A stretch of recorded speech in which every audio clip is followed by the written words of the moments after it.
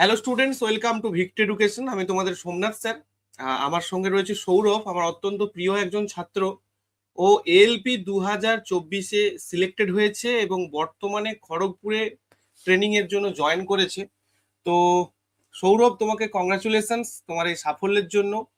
তো thank you তোমার sir. কেমন লাগছে, মানে প্রথম যখন সাফল্যের এই খবরটা পাও তখন কেমন লেগেছিল, বা তোমার পরিবারের অনুভূতি কেমন ছিল? দারুণ স্যার, দারুণ, বলে বোঝানো যাবে না। আর সব থেকে বড় ব্যাপার, বাবাও রিটায়ার করেছে রেল থেকে 31শে ডিসেম্বর। আমাদের ফ্যামিলির এটা থার্ড জেনারেশন না, একটা আলাদাই অনুভূতি। বাহ, তাহলে তো মানে আরোই খুবই ভালো যে তোমার বাবা হ্যাঁ, আর কি রেলে ছিলেন। তোমার বাবা রেলে ছিলেন, তো তো বাবাকে দেখেই ছোটবেলা থেকে নিশ্চয়ই তোমার একটা ইচ্ছা ছিল। বাবা কোন ডিপার্টমেন্টে ছিলেন? বাবা ইলেকট্রিক্যাল ডিপার্টমেন্টে ছিল, ওপেন লাইনেই। আচ্ছা আচ্ছা আচ্ছা আচ্ছা আচ্ছা আচ্ছা, মানে টেকনিশিয়ান। হ্যাঁ হ্যাঁ হ্যাঁ, সিনিয়র টেকনিশিয়ান রিটায়ার করেছে। তো রেলে জয়েন করার ইচ্ছা তোমার কবে থেকে শুরু হয়, মানে কবে থেকে মনে করো যে তুমি রেলে চাকরি করব, বা রেলে চাকরি করার যে ইচ্ছাটা, সেই ইচ্ছাটা তোমার কবে থেকে শুরু হয় যে রেলেই আমি চাকরি করব? মানে সেটা কি ছোটবেলা থেকে এটা ছিল নাকি গ্রাজুয়েশন করার পর হলো? তো সেটা একটু না জানতে না, চাই তোমার কাছে। এটা স্যার ছোটবেলা থেকে, কেন আমাদের বাড়ির পাশেই মেস ছিল, তো ওখানে ড্রাইভাররাই সব থাকতো। স্পেসিফাইড রেলের চাকরির মধ্যে ড্রাইভারটাই হচ্ছে ড্রিম জব ছিল আমার। তো ওদের দেখে সেটা দেখে আমি ওদের সাথেই সব ক্লাসেই থেকে বলতাম যে হ্যাঁ, এলপি আর হচ্ছে ওই একটা চাকরি নয়, এলপি হচ্ছে একটা ড্রিম, এলপি হচ্ছে একটা স্বপ্ন, আর ওই অনেকের থাকে এইসব। ওই যার ড্রেসটা, মানে ওই ইউনিফর্মটার একটা আলাদাই অনুভূতি আছে, যার জন্য ওটা বেশি অ্যাট্রাকটিভ।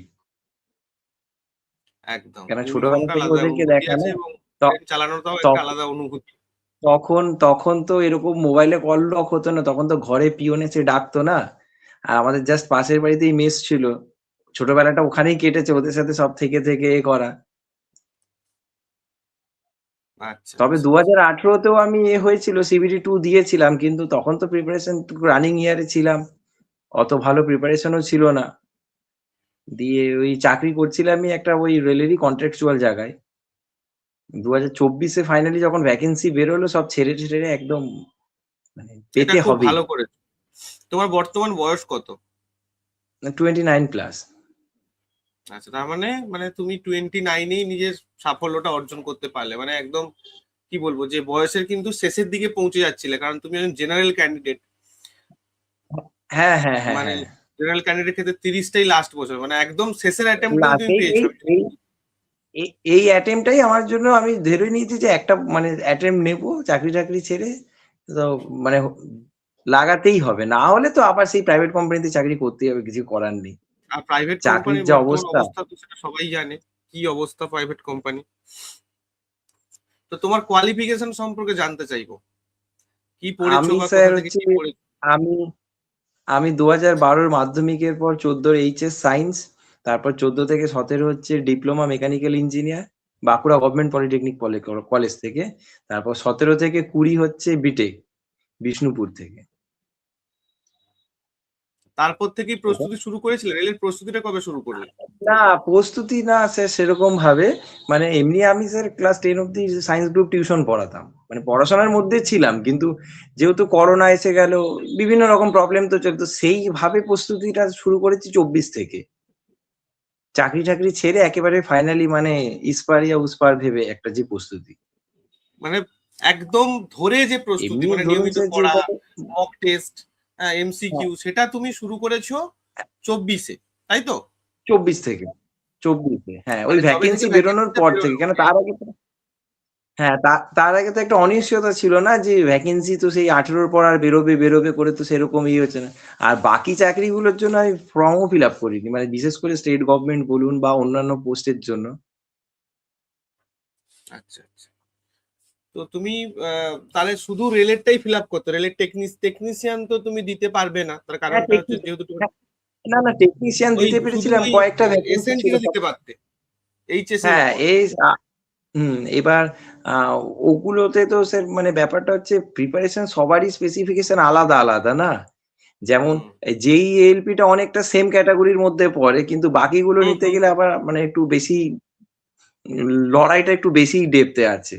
এতে লড়াইটা আবার বেশি, আর টেকনিক্যাল এখানে পার্ট কিন্তু থাকার জন্য একটু লড়াইটা পার্টে পার্টে বিভক্ত হয়ে আছে।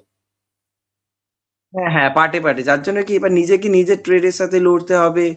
আর সিবিটি ওয়ানটা তো সবারই একই, বাদই তিন, ওটা নিয়ে তো আলাদা কিছু নেই। কিন্তু সিবিটি হুম। টু যেমন বেসিক সায়েন্স পার্টটা, আমি মনে করি যাদের সায়েন্স ব্যাকগ্রাউন্ড আছে বা যারা খুব ভালো করে সায়েন্স নিয়ে পড়ছে তাদের জন্য সুবিধা, কিন্তু হুট করে নইলে কিন্তু একটু অসুবিধাই আছে। না সে তো ঠিকই, তার মানে তাহলে তাহলে তার ক্ষেত্রে কি করতে হবে, অনেকটা সময় ধরে প্রস্তুতি নিতে হবে, সময়, হ্যাঁ বা হ্যাঁ। অনেক সময় আর ধরে এবার কি পড়তে হবে। আর ডেপ থেকে না পড়লে হবে না।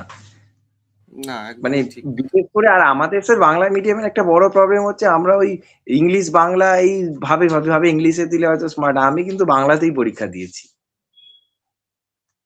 আচ্ছা তুমি এই যে আমাদের যে চাকরির রেলওয়েতে যে সাবজেক্ট গুলো রয়েছে, বিশেষ করে ম্যাথ, রিজনিং, এনসিআরটি সায়েন্স, তারপর তোমার হ্যাঁ ট্রেড, বেসিক সায়েন্স, এগুলো তো প্রত্যেকটাই রয়েছে। সেটা আমি ট্রেড বেসিক হ্যাঁ সায়েন্সটা পরে আসছি। আপাতত এই যে রিজনিং বা ম্যাথ বা জেনারেল সায়েন্স, কারেন্ট অ্যাফেয়ার্স, তো এই পোর্শন গুলো তুমি নিশ্চয়ই 2024 থেকে ভালো করে পড়াশোনা স্টার্ট করেছো, 2024 থেকে পড়াটা বেশি করে স্টার্ট হ্যাঁ হ্যাঁ। করেছো। তো শুরুটা কিভাবে করেছিলে, যে আমাকে যে পেতেই হবে প্রিভিয়াস ইয়ার দিয়ে শুরু করেছিলে, না কোনো বই থেকে শুরু করেছিলে, কিভাবে শুরু না, করেছিলে, শুরুটা তো ওই কিভাবে করেছিলে?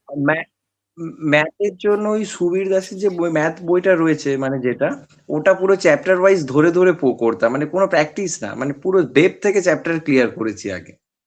কেন প্রথম দিন যদি দিয়েছি একটা দুটো প্র্যাকটিস, এটা তো দেখছি ওই এই অঙ্কটা পারছি তো ওই অঙ্কটা মানে হাফ আসছে না, এরকম হয়ে উঠছে না। তখন আমি ঠিক করলাম যে এখনো টাইম আছে, পুরো আগে চ্যাপ্টার গুলোকে ক্লিয়ার করতে হবে। আর রিজনিংটাতে সেরকম একটা প্রবলেম হয়নি, যেহেতু ওটা রানিং এ, মানে ওটা এমনি পড়তে পড়তে মানে ওটা অতটা অসুবিধা হয়নি স্পেসিফিকেশন। কিন্তু ম্যাথটাকে ওইভাবে আমি করেছি। আর সায়েন্সটার জন্য অসুবিধা নেই, যেহেতু 10 অব্দি টিউশন পড়াতাম না, সেইভাবে সায়েন্সটাকে নিয়ে ভাবিনি, মানে জেনারেল সায়েন্স যেটা। আর একদম ঠিক। জিকেটার জন্য সে জিকে আর কারেন্ট অ্যাফেয়ার্স এর জন্য তো ওই খবর টবর দেখা এইসবই করতাম। তবে তুমি যে পরীক্ষাটা দিয়েছো সেই লেভেলের কারেন্ট অ্যাফেয়ার্স আর বর্তমান রেল যে কারেন্ট অ্যাফেয়ার্স দিচ্ছে, মানে বর্তমানে কারেন্ট অ্যাফেয়ার্স পোর্শনটাকে প্রচুর কঠিন করে দিয়েছে, হ্যাঁ, খুব কঠিন করে দিয়েছে, প্রচুর, এটা মানে হচ্ছে একটু বিশাল, মানে সত্যিকারেরই খুব কঠিন কারেন্ট অ্যাফেয়ার্সটা। আচ্ছা তোমার এলপি যেটা তুমি পাস করেছো 2024-এ, তুমি তো কলকাতা থেকে পাস হ্যাঁ করেছো। কলকাতা একটা খুব হ্যাঁ। Danger zone. তা কখনো আরে তোমার ভয় বাবারে! লাগেনি বা কম্পিটিশন মনে হয়নি যে আমি কলকাতাতে অ্যাপ্লাই করছি, কলকাতা না থেকে পাওয়াটা তো বিশাল টাফ, তো সেটাকে তুমি কিভাবে ম্যানেজ করেছো? না, এটা আমার বাবা মা বলতো যে আরে তুই ওই চেন্নাই বা তিরুবনন্তপুরম ওই যে ওইগুলোতে দিতে পারতি। আমি তখন বললাম যদি হওয়ার হয় কলকাতাতেই হবে, সাউথ ইস্টার্ন রেলেই হবে, আর না হলে কোথাও হবে না। আমার তো একটাই ভ্যাকেন্সি দরকার, আমার তো একটাই সিট দরকার ছিল, আমার তো ভেবে লাভ নেই। হলে একটা সিট যেখানে হবে সেখানেই হবে, কিন্তু ওইভাবে মনকে বুঝিয়ে নিয়েছি যে ওই এদিক ওদিক দিয়ে ঝামেলা করে লাভ নেই, হবে তো এখানেই পাবো। শুধু না হয় একটু দু তিন নাম্বার বেশি তুলতে হবে, মানে প্রিপারেশনটা আরেকটু বেশি খাটতে হবে, এইটুকুই। আর তোমার কখনো ডিপ্রেশন বা এই ধরনের ফ্রাস্ট্রেশন আসেনি প্রিপারেশনের প্রচুর সময়, যে কোনো রকম, প্রচুর প্রচুর ওটা, ওটা তো সবসময় মনে হচ্ছে সেগুলো মাঝখানে কিভাবে কতবার সামলেছো, যেটা বর্তমান স্টুডেন্টরা আর কি সামলাতে আ- গিয়ে খুব হিমশিম খায়, কারণ মানে আমি বুঝতেই আমি পারছো এখনকার দিনে তুমি যতই পড়ো না কেন, মানে সামান্যতম যদি গ্যাপ থেকে থাকে সেটা কিন্তু আমি তোমার সিলেকশন হবে না, এটা একটা বিষয়। আমি কারণ তো এত ধরুন, আমি কম্পিটিশন তো যে দু যতই পড়ো না হাজার কেন শিওর নেই কিছু। আমি তো 2024-এ ফর্ম ফিল আপ করার পর যে পড়াশোনা শুরু করলাম, তো 24-এ আমার মনে আছে নভেম্বরের 27 তারিখে আমার এএলপির ফার্স্ট সিবিটি ওয়ান ছিল। তো সিবিটি ওয়ান দেওয়ার পর আমি ভাবলাম যে এতগুলো দিন চলে গেল, সিবিটি ওয়ান হলো, সিবিটি টু হবে কবে, জয়েনিং করব কবে, আদেও যদি পাস না করি তখন ভালো ভালো যেহেতু চাকরি করেছি আগে 3-4 বছর এক্সপিরিয়েন্স ছিল, তারা ভালো ভালো চাকরির অফার দিচ্ছিল। তখন আরো বেশি অসুবিধা হচ্ছিল কি, যে আমি কি ঠিক ডিসিশন আদেও নিলাম, যে মানে কি হবে কিছু বুঝে উঠতে পারছিলাম না, মানে খুবই মারাত্মক রকম চাপ। তারপর হচ্ছে কি যখনই মানে একটা মনে হচ্ছে যে যদি চাকরি না পাই তখন সবাই বলবে ও ওইরকম তো সবাই পড়াশোনা করে, চাকরি পাওয়া কি আর অত সোজা, নিজেকে একটা সেই হেয়র পাত্র হয়ে যাব। মানে এইগুলো খুব বড় মারাত্মক চাপ। আর সব থেকে বেশি নিজেদের লোকরা বেশি চাপ করে দেয় না, মানে ফ্যামিলিদের ঠিকই মধ্যে ঠিকই, দেখবেন আর সব সব থেকে জায়গায় বড় এরকম কথা থাকে, ও হচ্ছে তোমার চাকরি পাওয়া চারপাশে কি। যখন রেলের চাকরি পাওয়া লোকজন থাকবে তখন সেটা আরো বেশি মাথার মধ্যে চাপ সৃষ্টি করে। হ্যাঁ, ওইটা তো হয়ই। আর তবে আছে ফ্যামিলিতে, যেমন আমার কাকা কাকি রয়েছে, এরা মানে আমার বাবা মা এরা খুব সাপোর্ট করেছে, বাবা মা সেরকম সবসময় বলেছে যে স্বাভাবিক ব্যাপার, আরে ঠিক সাপোর্ট আছে, ছাড়া তো সম্ভব নয় কোনো সেটা। অসুবিধা নেই। আমার বোন যেরকম মাধ্যমিক দিচ্ছে, কাকার মেয়ে, ও যেমন পড়াশোনার মধ্যে, ওর এবার মাধ্যমিক চলছে, ও আমাকে সবসময় বলতো, আরে দাদা তুই ধর দে, আমাকে দে, আমি পারলেই কোশ্চেন ধরলেই তুই পারবি, না পারলে হবে না, চাকরি পাবি না। ওই বই ধরা, এই ধরা, সবকিছু এইসব ব্যাপারে খুব সাপোর্ট করেছে সবাই। Very good. আচ্ছা, তোমার এলপির মার্কস গুলো বলো তো। এলপি সিবিটি 1-এ কত পেয়েছিলে, তারপর সিবিটি 2 মনে আছে? সিবিটি ওয়ানে সিবিটি ওয়ানে মার্কস যেটা ছিল, পরে তো নর্মালাইজেশন হয়ে বেড়ে 79 সামথিং ওরকমই, 79-এর কাছাকাছি গেছিল। আর সিবিটি 2-তে ছিল ওই আমার অ্যাটেম্প ছিল 92, 5টা ভুল গেছিল, 87-এর কাছে, 86 মানে আরেকটু কম বেশি একটা মার্কস ছিল।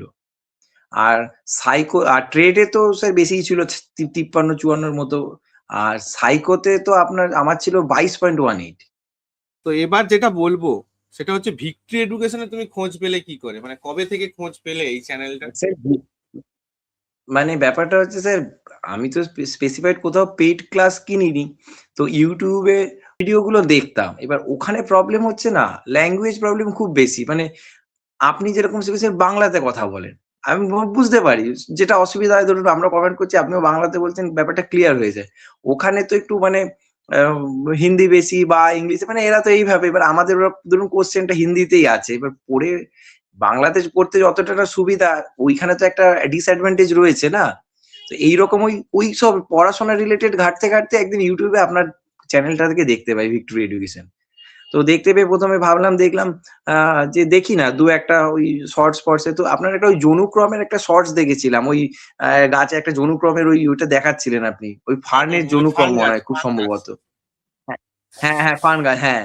তো ওইটা মানে ওই রিল ওই আসে যেরকম ওরকম। তো এবার আস্তে আস্তে এবার দেখলাম, দিয়ে এবার তখন তো লাইভ ক্লাস দেখতাম না, তখন আমার ওই রেকর্ডেড ভার্সন আপনার দেখতাম আমি। এইবার আপনার ক্লাসটা সিবিটি 2 এর, মানে সিবিটি 1 এর পরেই আমি খোঁজ পেয়েছি। তো তখন বেসিক এবার সায়েন্সটা সব তুমি থেকে মনে বেশি প্রচুর আপনার ফলো ক্লাস করেছো, আমাকে হেল্প বেসিক করেছে, সায়েন্সটা তোমার ফলো করেছো। প্রচুর প্রচুর বেসিক সায়েন্সটা আপনার থেকেই ফলো করেছি। আর তখন অন্য কোনো চ্যানেল দেখতাম না, আর আপনার থেকে দেখতাম। আর টেক্সট বুকে যেহেতু আমার ওটা সাবস্ক্রাইব আগে থেকেই করা ছিল, ওখানে গিয়ে প্র্যাকটিস সেট, মানে ওখানে টাইম ম্যানেজমেন্টটা ওখানে মক করতাম। টেস্ট দিতে, মক টেস্ট। আর হ্যাঁ, ওই মক টেস্টটা ওখানে দিতাম। আর বেসিক সায়েন্সটা এবার ওই কি যেন কিরণ পাবলিকেশনের একটা বই নিয়েছিলাম। এবার নেওয়ার পরে এবার তখন দেখছি ও বই পড়ার থেকে আপনারটা পড়ে নিলে ব্যাটারটা মানে একদম ইজি, কোনো বই ঠইয়ের আর দরকার পড়ছে না।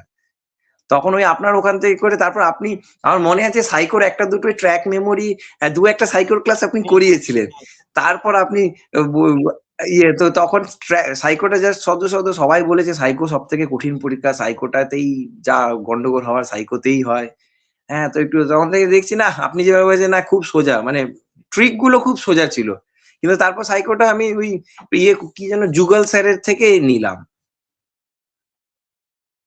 হুম, আমি তোমাদের বলেছিলাম কয়েকটা চ্যানেল, কারণ কি ব্যাপারটা হচ্ছে কি, আমাকেও সবাই বলেছিল স্যার আপনিই সাইকোটা পড়ান। ব্যাপারটা এতটা টাইম পাওয়াটা না খুব টাফ ব্যাপার। হ্যাঁ, সব জিনিসটা কন্ট্রোল করা বা খুব, ম্যানেজ হ্যাঁ, করাটা হ্যাঁ, খুব হ্যাঁ, টাফ।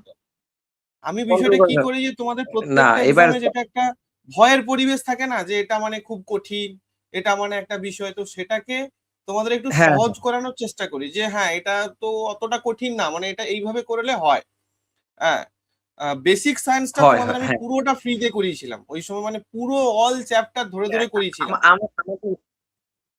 আর আমাদের ওটাই তো বেসিক সায়েন্সটা আপনার থেকে করানোর জন্য এরকম হয়ে গেছিল, যখন সিবিটি 2 দিতে গেছি, সিবিটি 2 এর ফার্স্ট পেপারটা আমার এতটাই ভালো হয়েছে যে সেকেন্ড পেপারটা আমি খালি মাকে এসে ঘরে বলেছি যে এবার সেকেন্ড পেপারটাতে খালি ওই 26 পয়েন্ট সামথিং পেতে আমি 27 যেন পেয়ে যাই, ব্যাস। সিবিটি 2 মানে ফার্স্ট পার্টটা নিয়ে ভাবতে হবে না, হ্যাঁ, হ্যাঁ, 2টাতে যেন হ্যাঁ, 27 ট্রেডটা, পেয়ে ট্রেডটা। গেলেই হবে। বেশি, হুম, হ্যাঁ, ট্রেডটাতে। আর আমার ট্রেডটা ফিটার ছিল। এবার সবাই পরীক্ষা হলে কি হয়, ব্যাপারটা হচ্ছে বোঝা মুশকিল না, সবাই বলছে খুব কঠিন হয়েছে। এবার আমি নিজের প্রতি তার কনফিডেন্স পাচ্ছি না যে তাহলে কি আমারও তো কঠিন হয়েছে, আমি কি বুঝতে পারছি না, মানে ব্যাপারটা এরকম হয়ে যাচ্ছে। তারপর রেজাল্ট তার তো আমার মনে হয় যে আমাদের তো আপনার 6 তারিখের পরীক্ষাটা ছিল, আর 8 তারিখে অ্যান্সার শিটটা বেরিয়ে গেছে। হুম, 8 তারিখ রাতে যখন অ্যান্সার শিটটা দেখে নিয়েছি, দেখে ব্যাস তখনই আমি মোটামুটি ধরে নিয়েছি যে এবার যা কিছু হয়ে যাক, তীরে এসে তরি ডোবানো যাবে না। একদম খুব ভালো। তো তুমি কি মনে করো, ভিক্টরি এডুকেশনে যারা স্টুডেন্ট রয়েছে, তো তাদের এই প্ল্যাটফর্মটা তাদের জন্য কেমন? তো সেটা তুমি আমাদের যারা নতুন স্টুডেন্ট তাদের জন্য কি টিপস দিতে চাও? তুমি একজন কলকাতা জোনের সফল প্রার্থী। অনেকে বলে যে কলকাতা জোন এবং ইউআর এই দুটো খুব বাজে কম্বিনেশন, মানে এটা সাফল্য এখান থেকে পাওয়া যায় না। কলকাতা জোন তারপর আবার ইউআর, এখান থেকে সাফল্য পাওয়া যায় না। তো সেখানে তুমি একটা এক্সাম্পল সেট করেছো যে না, তোমার মতো আরো বহু ছাত্রছাত্রী করেছে, তো তার মধ্যে তুমি একজন। তো সেক্ষেত্রে তুমি কি বলবে সেই জায়গাটা থেকে?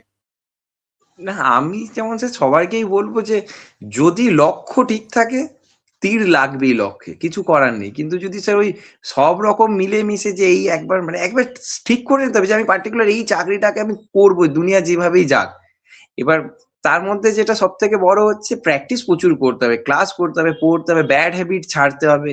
বিশেষ করে আপনার ফেসবুক, ইনস্টাগ্রাম এগুলো সব বাদ দিতে হবে সবার আগে। মানে এর থেকে বাজে কিছু হতে পারে বলে আমার মনে হয় না। আমি সব বাদ দিয়ে দিয়েছিলাম, তাই আমি বিশেষ করে এটা বলবো। মানে এই ব্যাড হ্যাবিট গুলো হচ্ছে আমাদের কি হচ্ছে, ধরুন 2 ঘন্টা পড়লাম, তারপরে যদি 10 মিনিট রিল দেখি, আলটিমেট কিন্তু ওই রিলটা মনে থাকবে, পড়াটা আর থাকবে না আমাদের। এটা তো আমি তো একদম যেমন বাস্তব। আমি যেমন ঠিক করে নিয়েছিলাম যে ঠিক আছে পড়ার পর যদি আপনার ক্লাসগুলো ইউটিউবে চালিয়ে দিতাম, চালিয়ে দিয়ে এবার আমি আমার কাজ করতাম। আমি যে দেখতে না পেলে কানে তো শুনতে পাবো, শুনতে পেলেও মনে থাকবে। আর আপনার তো বিশেষ করে ভিক্টোরিয়া এডুকেশনে কি একদম সেই ছোটবেলার বাচ্চাদেরকে যেরকম পড়ানো হয় ঠিক সেইভাবে পড়ানো হয়। ওইটা সব থেকে বড় ব্যাপার কি হচ্ছে, ওই আমি ধরে নিয়েছি আমি কিছু জানি না, আমি বলবো না আমি কিছু জানি, আমি কিচ্ছু জানি না। কিন্তু আমাকে শিখতে তো হবে। আমি যদি সেই সব স্যারদের কাছে চলে যাই যারা ধরেই নেয় যে আমি সব জানি, আমাকে এবার ওপর দিয়ে তারা পড়াবে, আমি তো কিছুই পারবো না। আমি তো আল্টিমেট আমি কিছু একদম ঠিক জানি না। কথা, আমি একদম। আমি শেখার জন্যই তো পড়ছি, আপনার কাছে হোক বা যেখানেই হোক। আমি তো শেখার জন্যই পড়ছি। এবার স্যার যদি ভেবে নেয় যে আমি জানি, তাহলে তো আমার পড়তে গিয়ে কি লাভ? এক্স্যাক্টলি, এই এইটা হচ্ছে জন্যই সব থেকে আপনার আমাদের একটা, বিশেষ করে আমার এবং আমাদের একটা মোটো থাকে যে একদম সহজ করে বোঝাবো, না একদম সহজ।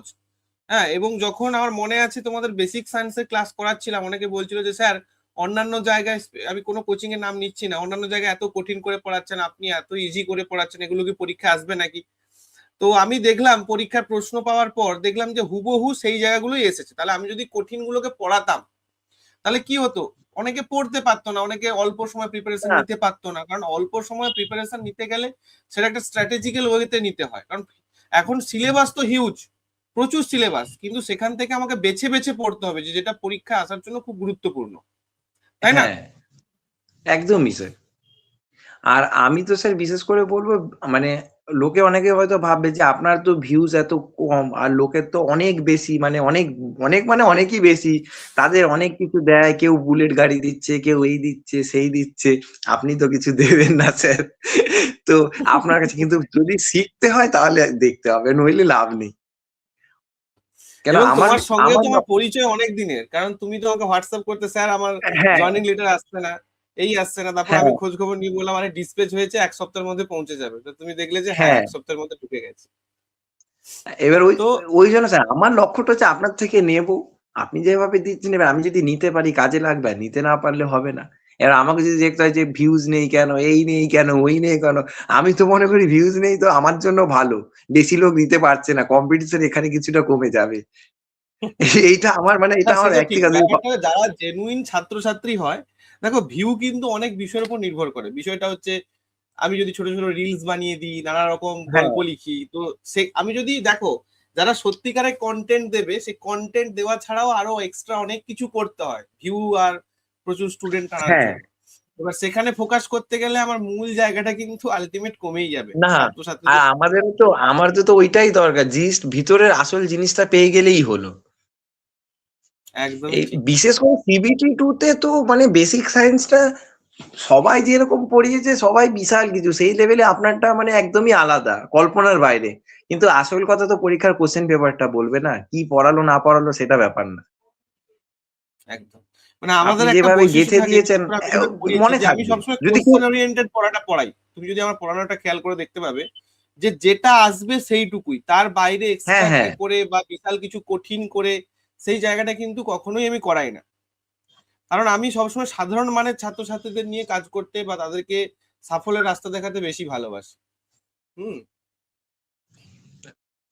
আর তারপর আমি তো তখন ভেবেছিলাম যে তো হয়ে গেল, তাই নইলে ভেবেছিলাম আপনার ক্লাসটা পারচেজ করবো, এরকম বেশি দামও না। আপনার ক্লাসটা আমি দেখেও ছিলাম, অ্যাপটাও ইনস্টল করেছিলাম।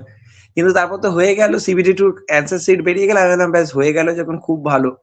কিন্তু ব্যাপারটা সবাইকে একটা জিনিসই বলো, সব ঠান্ডা মাথায়, যদি হয় মানে চাকরির যদি চেষ্টা থাকে, তো ওই একজনের কোথাও একটা দেখেছিলাম যে বলছিল, ওই মোটিভেশনাল স্পিকার, ওর জন্য আমার খুবই, ও বলেছিল যে আমি তো একটাই চাকরি করবো, আমার তো একটাই সিট দরকার, আমার কত ভ্যাকেন্সি আছে জেনে আমার কি লাভ, ওই একটা সিটই আমার থাকবে। একদম।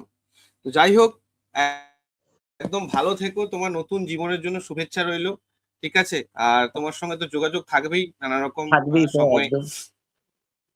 একদম। তবে স্যার তো যারা আপনাকে অনেক নতুন অনেক পরীক্ষার্থী, হ্যাঁ, আপনাকে স্যার অনেক অনেক ধন্যবাদ এই জন্য স্যার, কেন আপনি ফ্রিতে সিবিটি টু তে, আমি তো আপনার সাথে যোগাযোগ করতে পেরেছি, এটা আমার সৌভাগ্য। এবার আরো অনেক বন্ধু বান্ধবী হয়তো আছে যারা আপনার ক্লাস করতো, কিন্তু আপনার সাথে হয়তো এখন সেভাবে যোগাযোগ করে উঠতে পারিনি, না হতেই সেটা তো পারে, জানি না আমি, হওয়ার কিছুই কারণ নেই।